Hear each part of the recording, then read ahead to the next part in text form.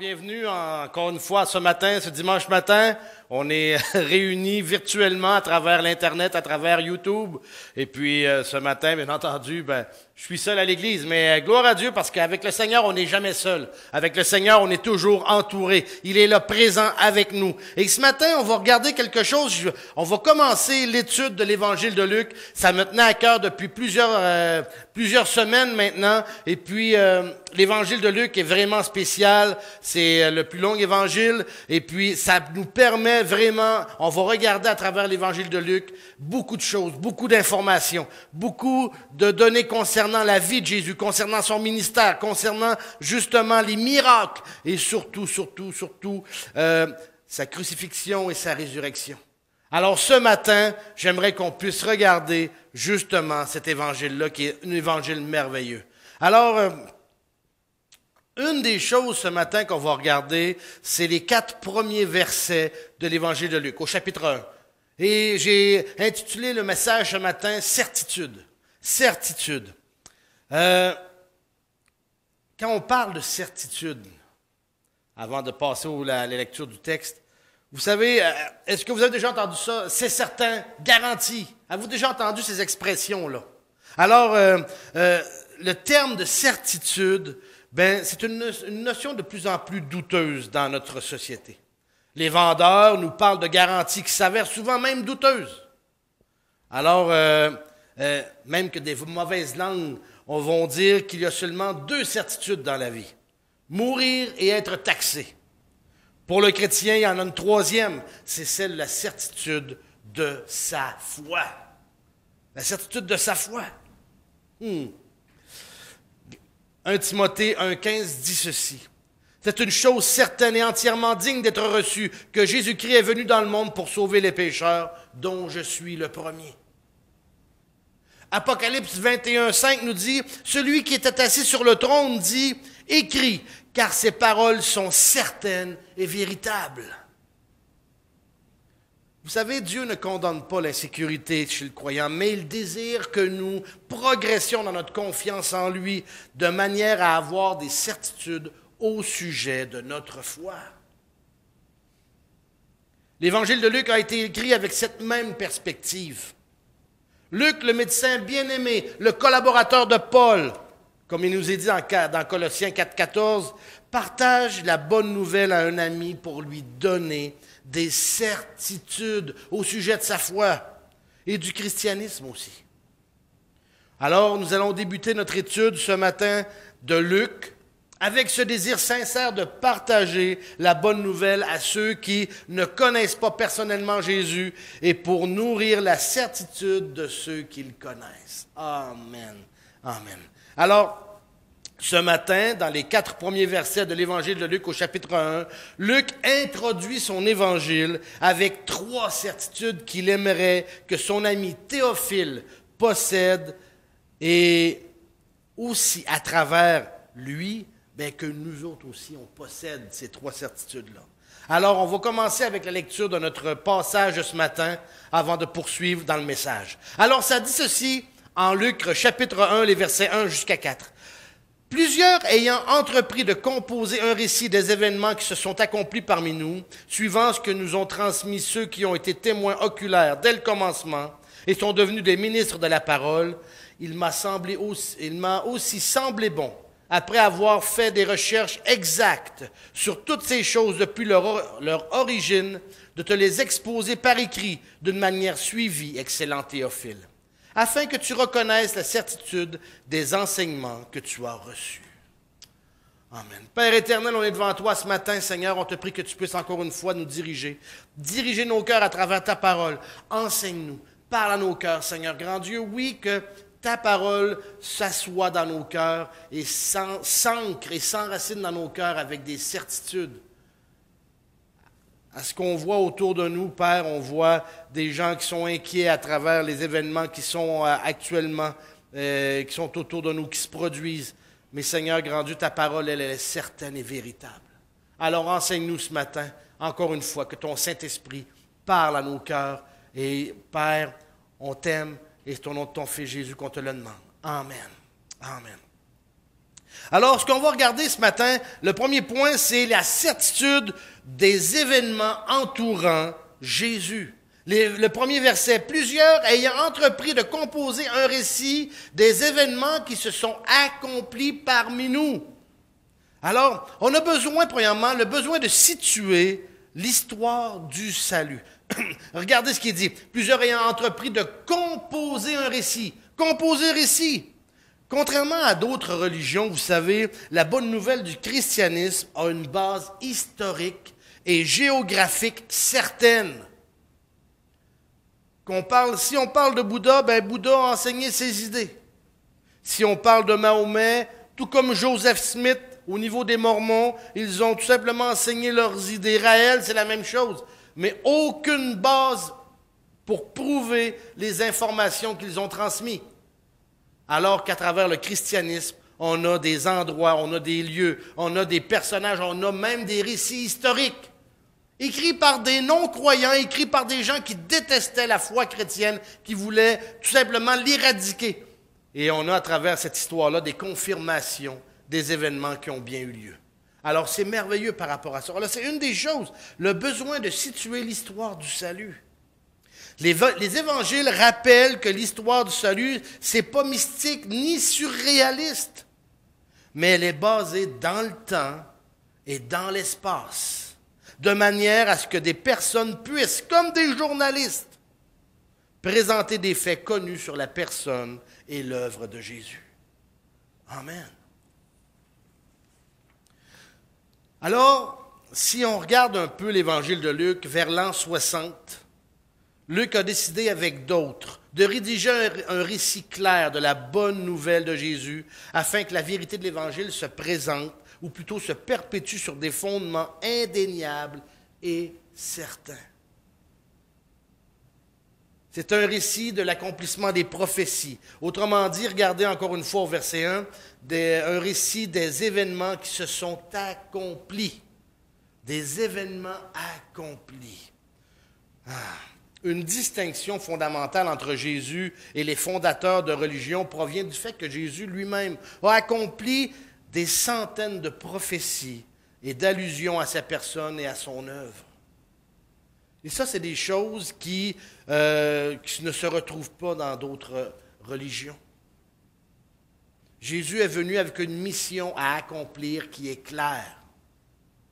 Manifester le Père et racheter l'humanité par son sacrifice. Luc a plus de références que Jésus ait accompli à travers sa vie et son enseignement, ait accompli les Écritures que tout autre évangéliste. Même Matthieu, l'Évangile pour les Juifs. Luc assure ainsi ses lecteurs, et premièrement Théophile, l'ami à qui il était en train d'écrire, qui était un gouverneur ou un noble romain. Et alors, Luc assure ainsi à ses lecteurs, et surtout à Théophile, de la véracité du message chrétien enraciné dans les Écritures. La véracité du message chrétien. Alors, c'est vraiment important à comprendre ces choses-là. C'est vraiment important à comprendre la certitude des événements entourant Jésus. Autre certitude que je veux qu'on comprenne, ou plutôt qu'on va aborder au travers de toute l'étude de l'Évangile de Luc, c'est celle de la certitude de la transmission de la parole de Jésus. Les versets 2 et 3. Suivant ce que nous ont transmis ceux qui ont été des témoins oculaires dès le commencement et sont devenus des ministres de la parole, il m'a aussi semblé bon, après avoir fait des recherches exactes sur toutes ces choses depuis leur origine, de te les exposer par écrit d'une manière suivie, excellent Théophile. Luc était un historien de grande classe. Parce que, n'oubliez pas une chose, une trentaine d'années après la vie terrestre de Jésus, plusieurs auraient pu raconter des histoires embellies ou dégradées de Jésus, qui auraient donné au monde des fausses informations et une fausse image de la personne et du message de Jésus. Et quand on regarde à travers justement ce qui va suivre dans les années, même après la rédaction des évangiles, on voit ce qu'on appelle ça des écrits apocryphes, où on voit des récits biaisés, des récits abracadabrants sur l'histoire ou des événements qui se seraient produits dans la vie de Jésus. Alors qu'on sait que ces récits-là étaient considérés comme des faux, même parmi les premiers chrétiens, parmi les premières générations de chrétiens, sachant très bien qu'ils avaient été composés par des gens qui n'avaient pas connu Jésus, des gens qui voulaient faire passer leurs idéologies, et ainsi de suite. Alors c'est ça qui est de merveilleux à travers les évangiles, c'est que Luc, qu'on regarde ici, a vraiment fait des recherches précises pour savoir si ce qu'il allait écrire à Théophile et à nous, par le fait même, si ce qu'il allait écrire était véridique, avait été encensé, avait été confirmé par des témoins oculaires, des gens qui avaient vu, qui avaient vécu les événements.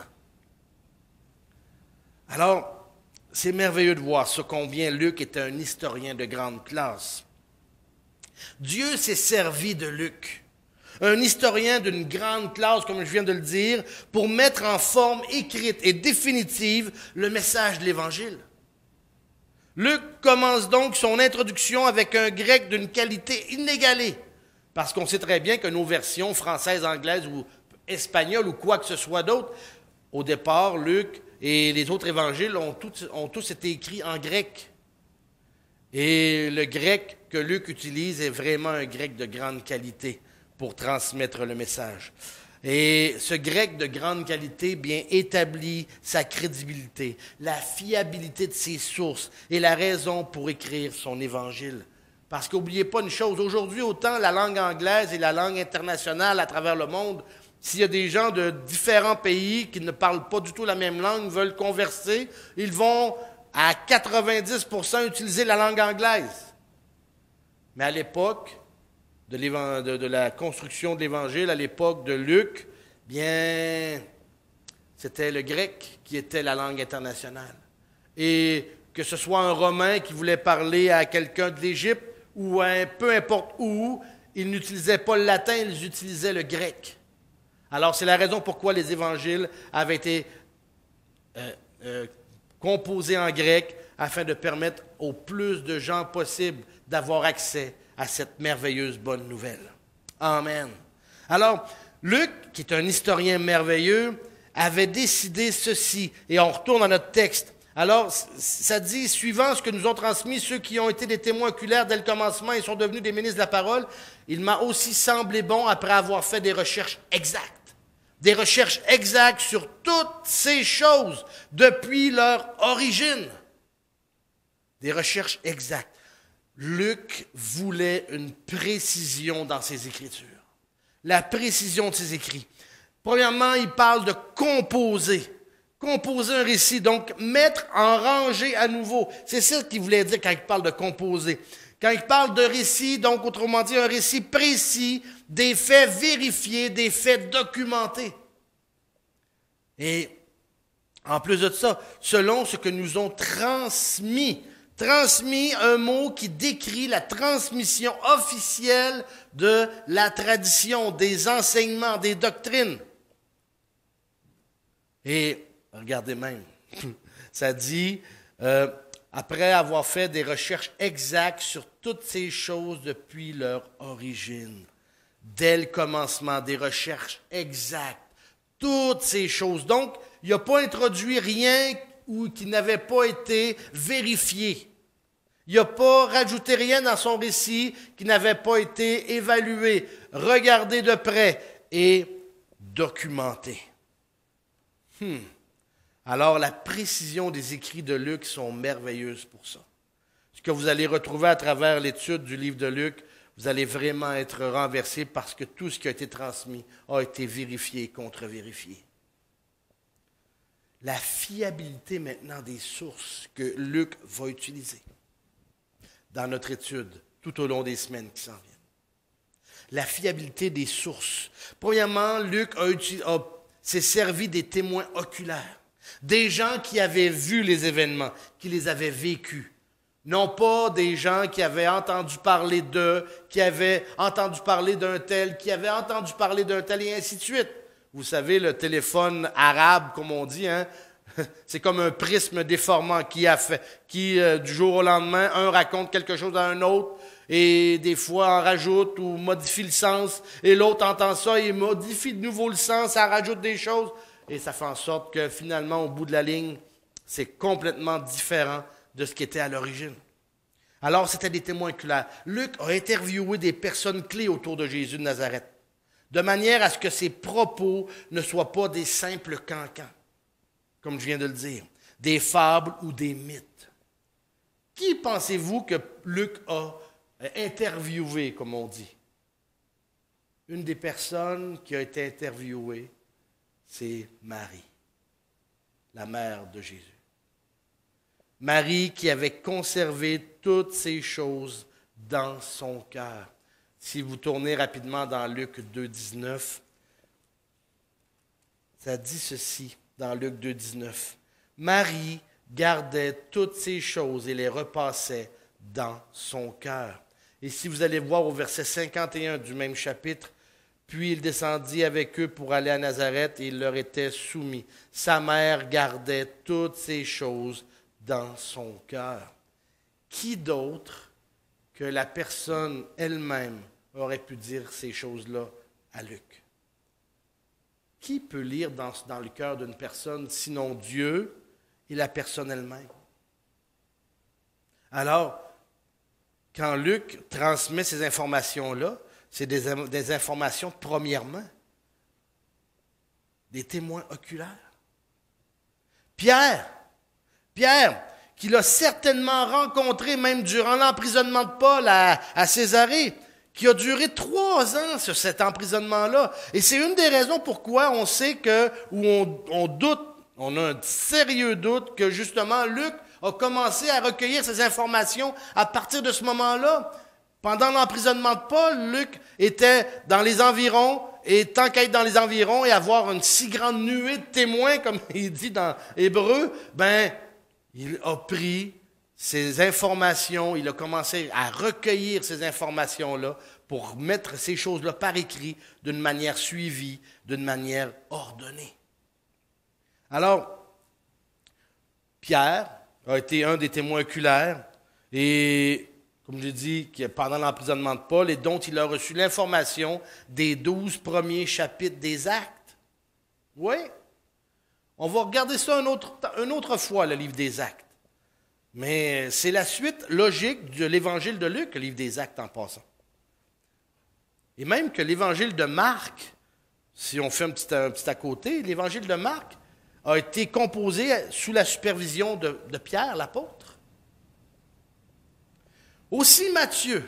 Matthieu avait écrit un premier évangile en hébreu rappelant les paroles de Jésus. Il appelait ça les logia, avant d'écrire son évangile en grec. Et ces gens-là, parmi les témoins oculaires, ça dit au verset 2 encore une fois, ils sont devenus des ministres de la parole. Dieu s'est assuré que l'inspiration des Écritures soit assurée, entre autres par la supervision des apôtres, qui étaient des ministres de la parole de Dieu. Amen. Amen. Maintenant, une autre certitude que Luc veut que nous ayons. La certitude des enseignements sur Jésus. La certitude des enseignements sur Jésus. Regardez ce qui est dit au verset 4. Afin que tu reconnaisses la certitude des enseignements que tu as reçus. Amen. Vous savez, le but des recherches de Luc et de la qualité de la transmission des informations contenues dans son évangile était afin que Théophile, probablement un ami, c'est probablement un ami de Luc, bien entendu, ou qui était peut-être un noble romain, ou ainsi de suite, réalise. et expérimente personnellement la certitude des enseignements qu'il avait reçus. Et par à coup, quand on regarde qu'est-ce qu'il y en est, ben ça s'adresse à nous aussi. La certitude des enseignements que nous-mêmes, nous avons reçus. Nous avons cru en Christ, au fait qu'il soit mort sur la croix pour nos péchés, qu'il soit ressuscité, qu'il soit encore vivant aujourd'hui, qu'il est monté à la droite de Dieu. Ben la certitude de tous ces événements-là, on peut avoir une fondation solide à travers l'enseignement de l'Évangile de Luc. Amen. Alors, vous savez, quand on revient à Théophile, qui était la personne à qui était destiné au départ l'Évangile de Luc, bien, on voit que Théophile, plutôt, avait eu un travail de suivi. Hein? Les paroles que tu as reçues afin que tu reconnaisses la certitude des enseignements que tu as reçus. Hein? Si on traduit mot à mot en grec, en français, les paroles que tu as été catéchisé. Hein? De ce mot vient catéchisme, un mot qui est devenu un terme technique pour l'enseignement des nouveaux convertis avant d'être baptisés. Le travail de suivi, là, quand on regarde un peu ce qu'il y en est ici avec l'Évangile, le travail de suivi donne aux nouveaux croyants une base solide pour la certitude de son salut et l'assurance des vérités concernant le christianisme. À travers cet évangile-là, Théophile va comprendre par l'Évangile que la foi qu'il a accueillie est basée fermement sur une fondation historique et théologique certaine et inébranlable. C'est merveilleux de réaliser ces choses-là. Et même pour beaucoup de chrétiens qui ont du mal à développer une vie chrétienne stable et normale, parce qu'ils ne s'investissent pas dans un travail de suivi avec un croyant mature, ben, l'Évangile de Luc nous permet de pouvoir nous-mêmes sonder les Écritures et de pouvoir recevoir confirmation. Mais on devrait également prendre un temps pour faire un travail de suivi à travers notre formation, à travers la foi que nous avons reçue, à travers les croyances que nous avons acceptées, que nous avons reçues. Et c'est important. L'Évangile de Luc correspond même, comme on regarde, au travail de suivi de Théophile par Luc.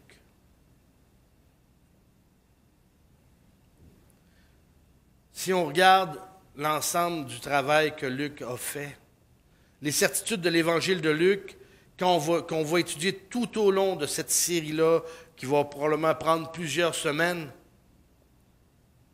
Luc va enseigner des vérités essentielles. La première des vérités et des certitudes qu'on va voir, qu'on va réaliser, c'est que Dieu règne sur l'univers. Dieu règne sur l'univers. Dieu contrôle l'histoire. Alors, si vous voyez des événements qui se produisent aujourd'hui, ce que vous voyez à la télévision, ce que vous entendez, le fait que nous sommes confinés, ainsi de suite, Dieu contrôle l'histoire. Dieu n'a pas été pris au dépourvu avec les événements qu'il y a aujourd'hui. Dieu a planifié le plan de salut de l'homme. Il a prévu qu'il fallait que le Fils de l'homme souffre, qu'il soit rejeté, qu'il soit mis à mort, qu'il ressuscite le troisième jour, comme on va voir dans Luc chapitre 9, verset 22. Une autre certitude, c'est celle-ci. Dieu nous a visités d'en haut, au verset 68 du chapitre 1. La bonne nouvelle, c'est que Dieu ne nous a pas laissés dans l'ignorance. L'ignorance de sa personne, l'ignorance de sa volonté. Il nous a envoyé Jésus pour nous parler directement d'en haut. Amen, amen et amen. Dieu a aussi racheté son peuple. Au verset 77 du même chapitre 1, Dieu a donné à son peuple la connaissance du salut par le pardon de ses péchés. Amen. Et Dieu appelle aussi les hommes au salut. Jésus explique aux docteurs de la loi comme aux pauvres et aux démunis ce qu'il faut faire pour avoir la vie éternelle. Nous sommes témoins que la repentance et le pardon des péchés seraient prêchés en son nom à toutes les nations, à commencer par Jérusalem. En Luc 24, 47. Vous savez, Luc avait compris que l'Évangile s'adressait à tout le monde, autant aux Juifs qu'aux non-Juifs, aux femmes, aux laissés-pour-compte, aux publicains. Quand je parle aux femmes, c'est parce que peut-être qu'aujourd'hui, dans notre manière de voir du 21e siècle, on ne réalise pas qu'à l'époque de Jésus, les femmes étaient vraiment une classe à part. Les hommes étaient la classe supérieure et les femmes étaient parmi les classes inférieures. Alors, bien souvent, les femmes étaient parmi des laissés-pour-compte, comme on dit. C'était vraiment les hommes qui étaient mis en avant-plan. Alors, pour aujourd'hui, pour une oreille du 21e siècle, des fois, on a de la misère à réaliser ça, mais c'était comme ça à l'époque. Alors, Luc avait compris que l'Évangile s'adressait à tout le monde. Vous savez, la vie chrétienne n'est pas une vie apathique. Elle engage particulièrement la prière à Dieu et l'usage désintéressé de nos richesses matérielles pour l'avancement du royaume de Dieu.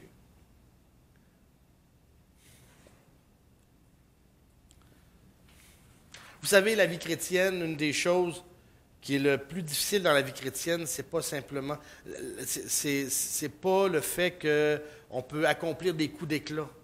C'est la quotidienneté de la vie chrétienne. Parce qu'on est chrétien 24 heures sur 24 et non pas simplement le dimanche. On est chrétien tous les jours, à chaque seconde. Alors, de marcher comme des chrétiens, des fois, c'est pas toujours évident, c'est pas toujours facile. Mais on va voir et on va apprendre à travers l'Évangile de Luc des vérités et des certitudes qui vont nous aider à marcher constamment avec lui.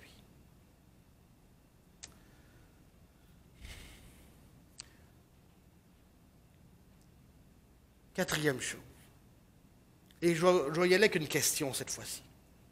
Est-ce que ces certitudes-là vous font vivre? Dieu veut que chacun de vous expérimente ces certitudes. Des certitudes sur Dieu, sur sa personne, sa souveraineté, sa bonté. Des certitudes sur sa parole, la véracité, l'autorité de la Bible sur nos vies, sur vos vies. Des certitudes sur son salut. Es-tu sauvé? As-tu l'assurance de la vie éternelle?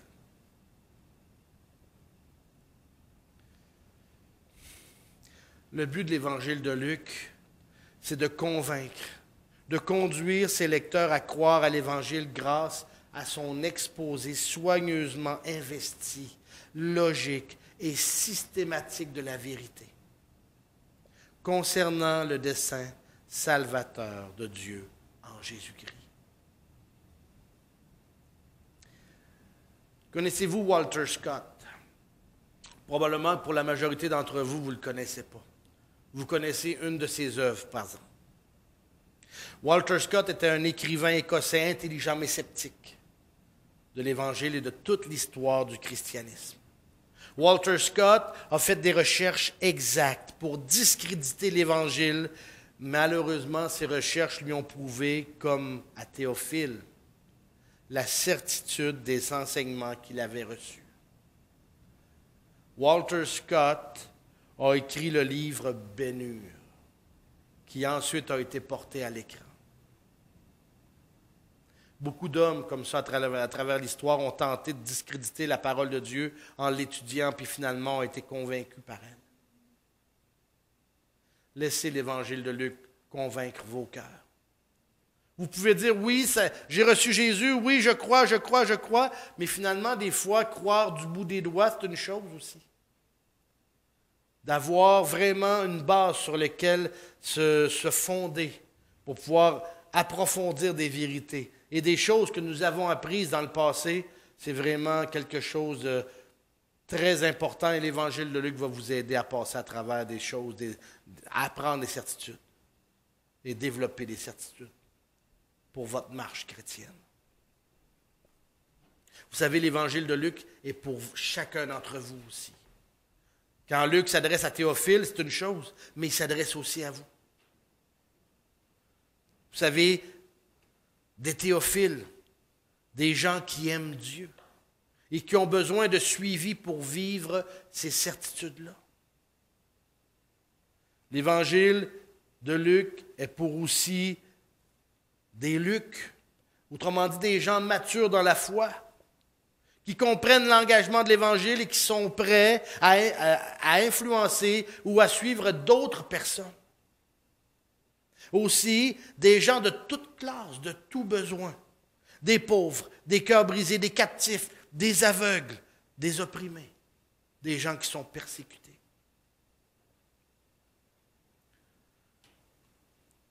C'est ce qu'on va regarder tout au long de ces semaines qui s'en viennent.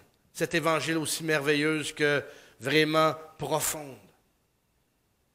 J'espère que vous allez laisser votre cœur être enseigné à travers cet évangile-là.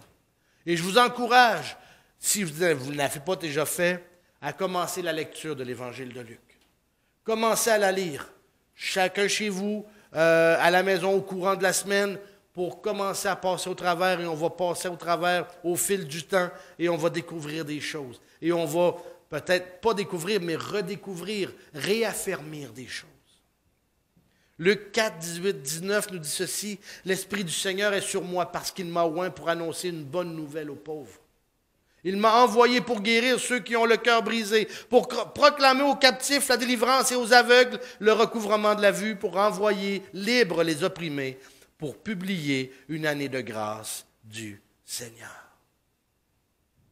Alors, cette semaine, je vous invite à ouvrir votre Bible et à commencer cette lecture-là merveilleuse et à vous laisser imprégner par le récit que Luc va faire des événements entourant la vie de Jésus. Amen. On va prier. Père éternel, on est devant toi, Seigneur grand Dieu, ce matin. Béni sois-tu.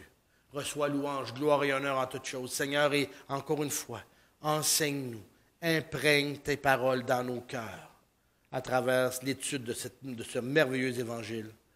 Et on t'aime, Seigneur grand Dieu. C'est au nom de ton Fils Jésus qu'on te le demande. Amen. Amen. Que Dieu vous bénisse. Passez une bonne semaine. On se revoit la semaine prochaine.